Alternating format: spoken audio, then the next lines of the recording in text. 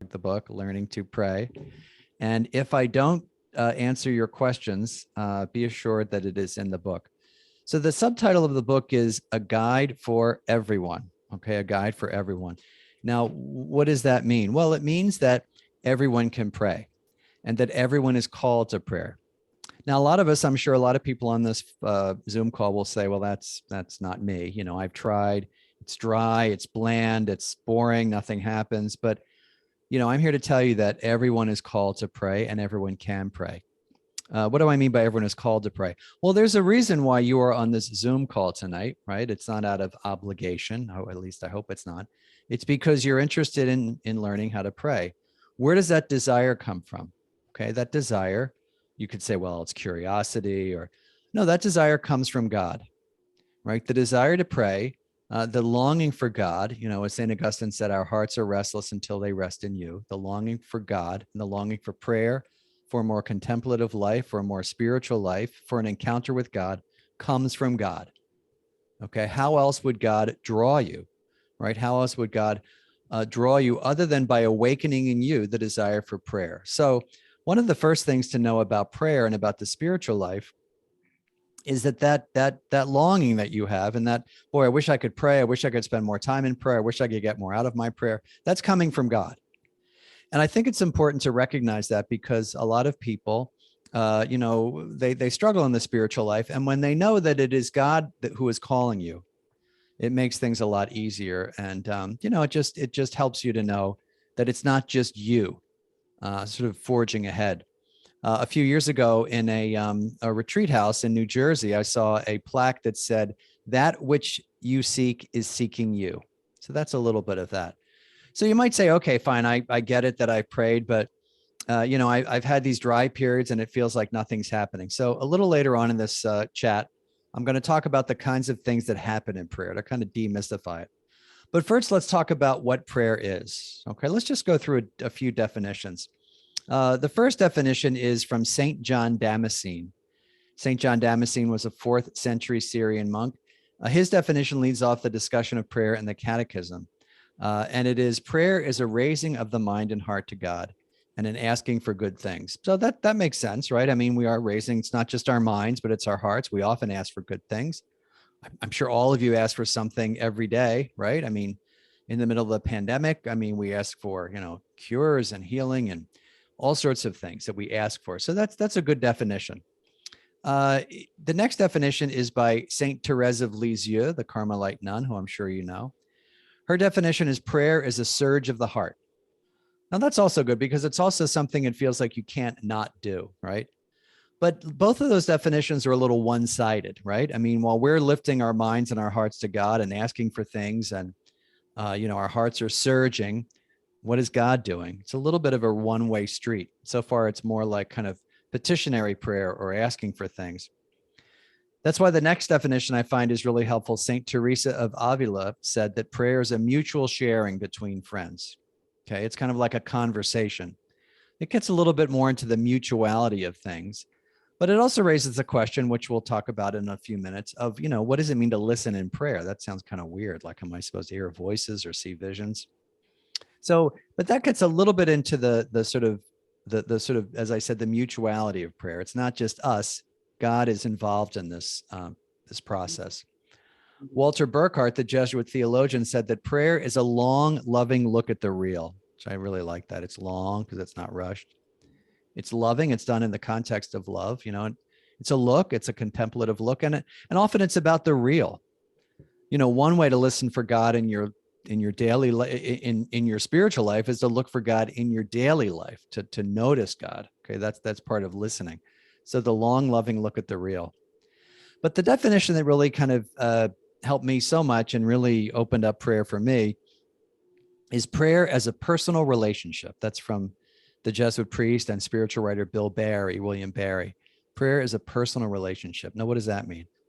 Well, it means that all the things that you can say about a close relationship with a friend, you can say about a relationship with God. Now, obviously, it's not the same thing, but let's say that you were to, you know, what if I said to you, what makes a good friendship? You know, what kinds of, what things you have to contribute to a good friendship, you know, to make a good friendship? What's required? The first thing you might say is time, right? I mean, imagine I said to you, like, who's your best friend? And you name somebody. Maybe it's someone in your family or who you're closest to, and you name this person. And I'd say, how much time do you spend with that person? None. Right. And people say, well, what is that? What kind of a friendship is that? But oftentimes that's what happens with God. God's the most important thing in my life. How much one-on-one time do you spend with God? Well, not at all. So time is important, just to get to know the other person. What else? What about honesty? It's one of the most important things in the spiritual life, right? What happens when you're not honest in prayer with your friend? Oh, excuse me. What happens when you're not honest in a relationship with a friend, right? If you say only the things that you think the person wants to hear or that you should hear or are appropriate, well, the relationship gets kind of cold, doesn't it? Right? It gets a little distant, huh? I'm sure you've had relationships like that. It just sort of devolves into formalities. But that's the way it is with God a lot. People are afraid to be honest with God if they're angry about something or disappointed or frustrated, right? And that can kind of create a distance between you and God. So time, honesty, listening is important.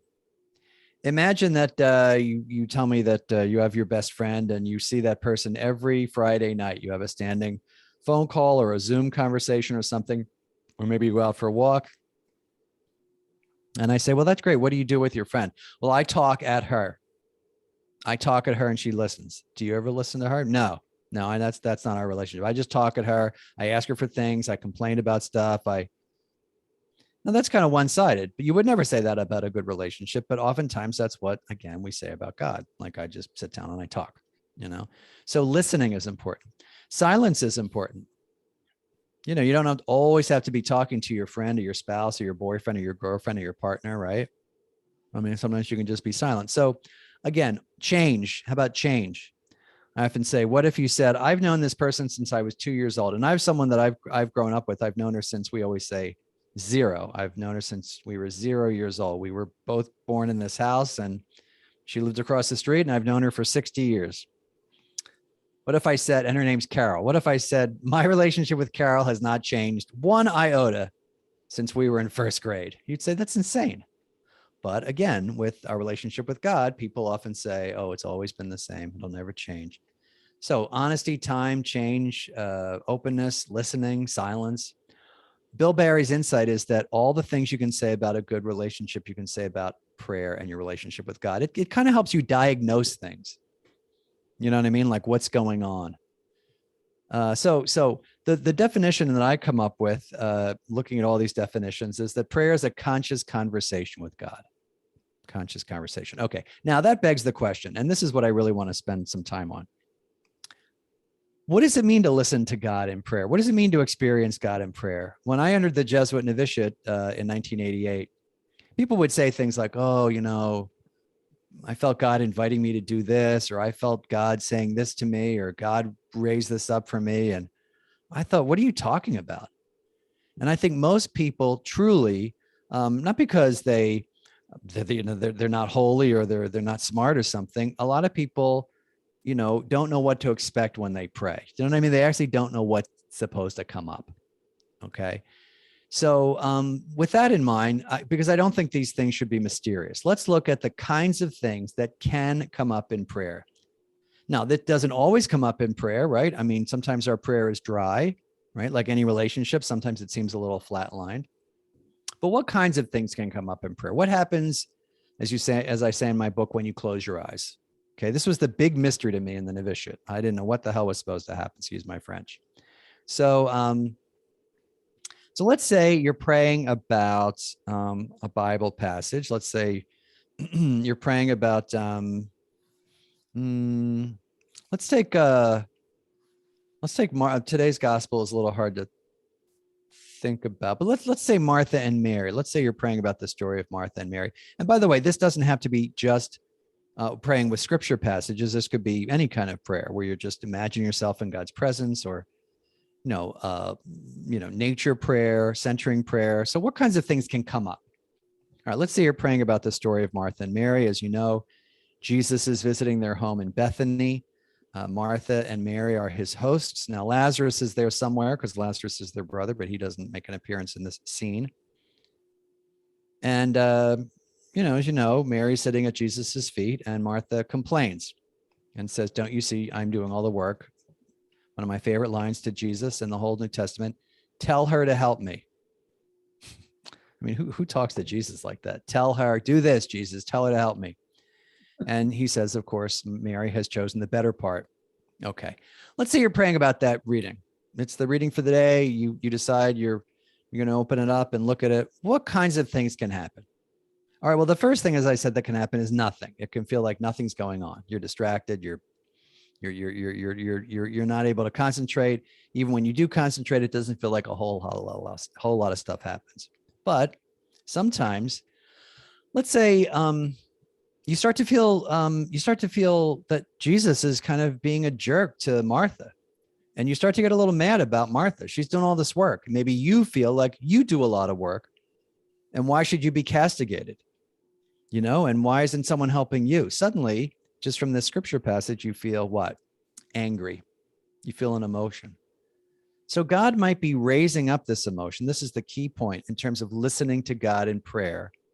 God may be raising up this emotion for you to look at it. God might be unearthing this anger you have about being maybe the person in your family who does everything. And can you talk to God about that? Okay, that's the first thing that could come up. What else can come up? An insight.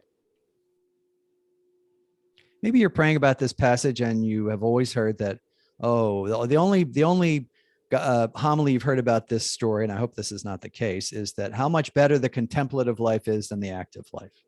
Oh, and maybe even you've been told, by well-meaning friends, oh, Martha, Martha, you worry about so many things. And maybe you have this insight, someone had to cook the meal. Stuff has to get done. Maybe you have the insight that maybe Jesus is saying, at this moment, Martha has chosen the better part. That Jesus is not saying the active life is bad. Jesus was an active person himself. So maybe you have that insight, like, wow, it's okay to be active, as long as or maybe you have the insight that maybe, maybe this is what Jesus was all about, this balance between action and contemplation. So an insight. So pay attention to insights that come up. Maybe, however, you have a desire to be more contemplative. Maybe you say, I am kind of like Martha, and maybe I want to be a little bit more like Mary. I have this desire for a more prayerful life. Desires are very common in prayer. You can have a desire to live a more contemplative life, to follow Jesus. I was directing a young woman on the spiritual exercises, which is Ignatius's 4-week retreat, which follows the life of Christ. And she was praying over the call of the first disciples, and she saw them sort of from far away. She was far away, and the disciples were being called by Jesus at the Sea of Galilee, and she felt a desire to join them. Just a desire. So this desire to join Jesus. So insights, emotions, desires. A memory can come up.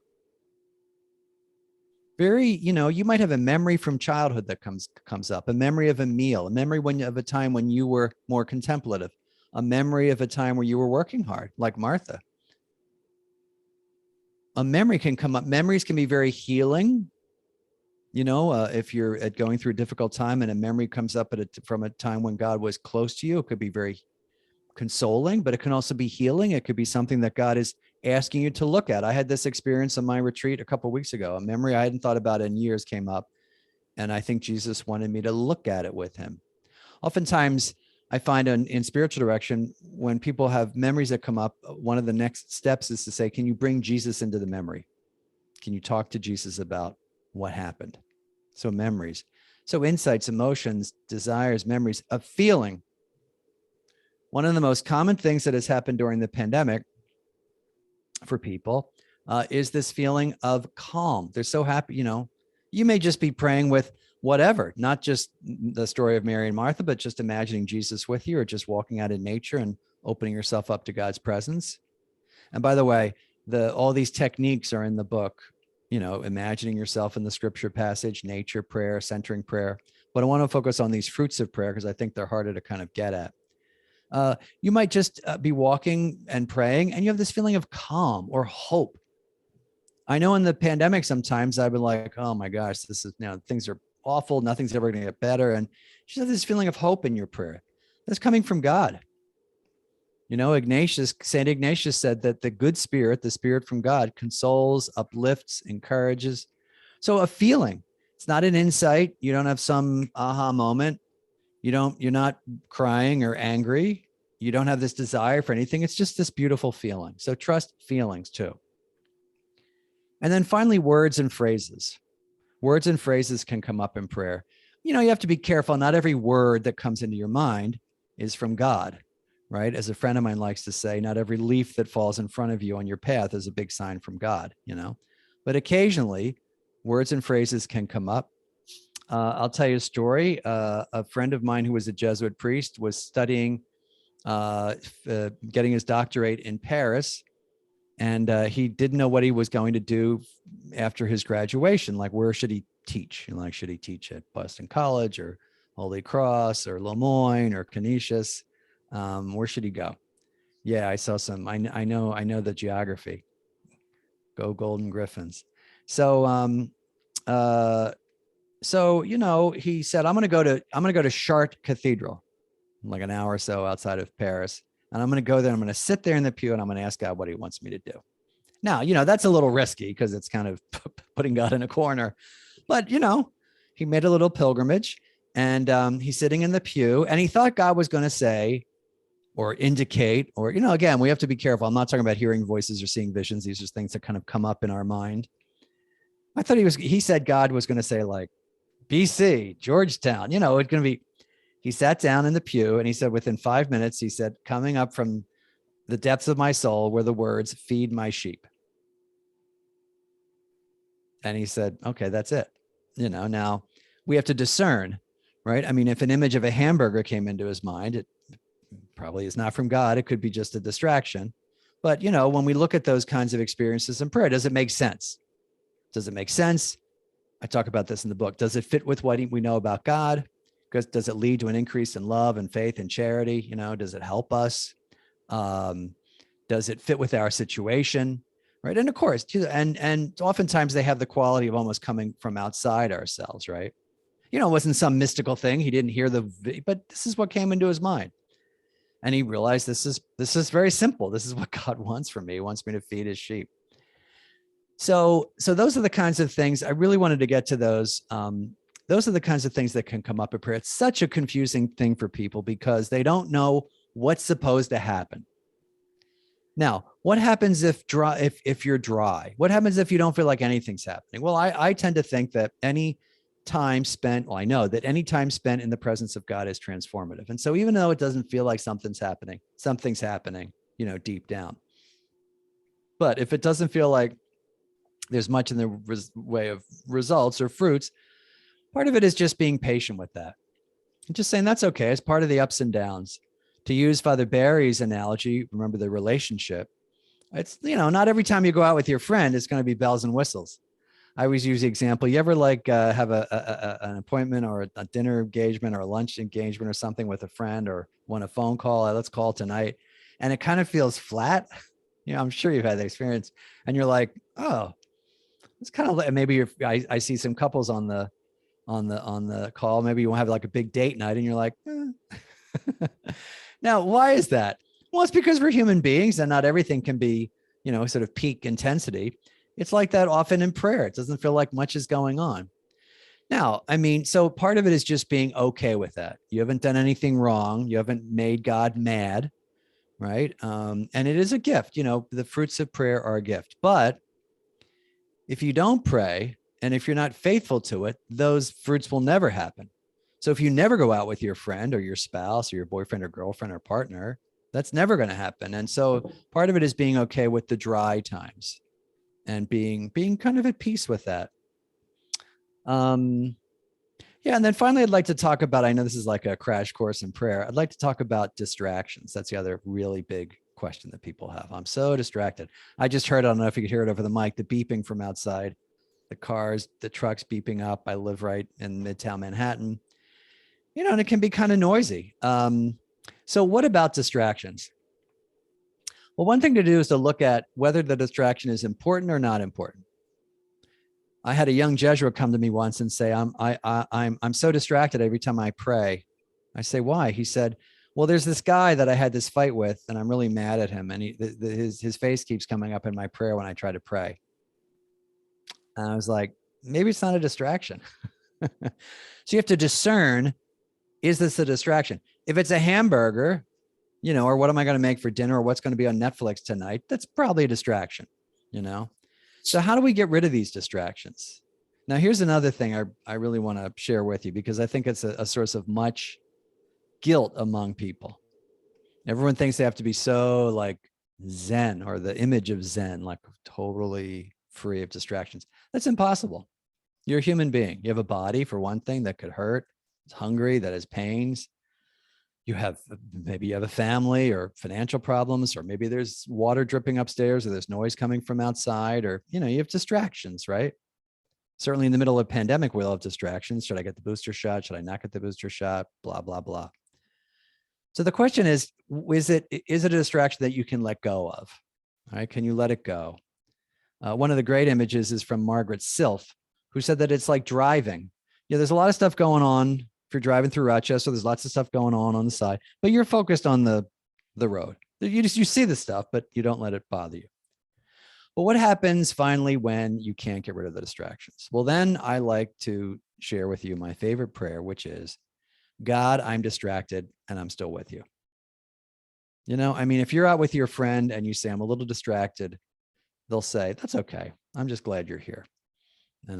So I think to be free of the need to be sort of completely Zen, because we're all human beings. We all have distractions.